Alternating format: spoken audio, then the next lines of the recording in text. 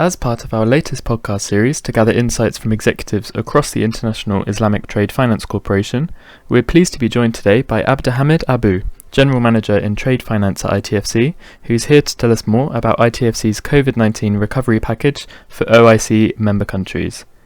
Abdihamid, how have the needs of the member countries changed during the pandemic, and how can the private sector be saved? Thank you for this very important question. So what we notice is in the early stages of the pandemic, the need has primarily focused on imports of emergency medical supplies as well as other essential commodities to support member countries in their initial response. And within this initiative of the ISDB group that focused on the R1, R2, and R3, with the R1 being the response phase, ITFC has put together a financing package for its member countries amounting to $605 million, which has been successfully approved. And these funds included newly allocated funds as well as repurposed funds, which means previously approved facilities that have been repurposed. So this 605 million has been successfully allocated to various member countries to support them in their imports of medical supplies and other essential commodities. And out of the 605 million, in fact, 459 million has been disbursed, which means funds made available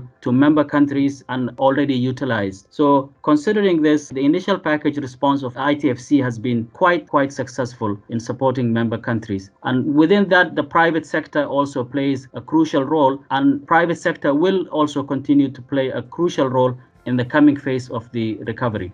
Thank you.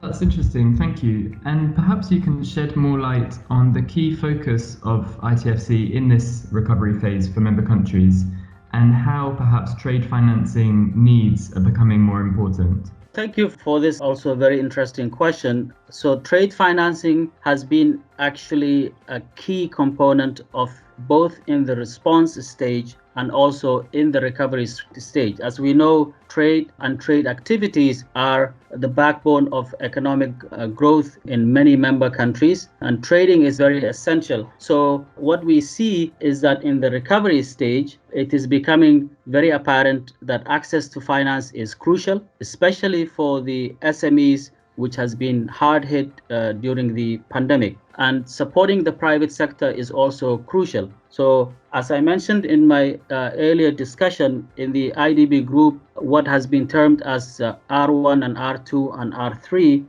the R2 represents the recovery stage and how the ISDB group, including ITFC, can support this recovery phase. And what we have in our plans now, working within the group initiatives, is to make funds available to players in the private sector and the SME sector, the small and medium enterprises. And the way we plan to do that is to make funding available for banks and financial institutions in member countries, on turn, on lend and support the private sector and the SMEs. Great, thank you. Well, I'd like to take this opportunity to thank you, Abdihamid, for joining us today. Thank you very much.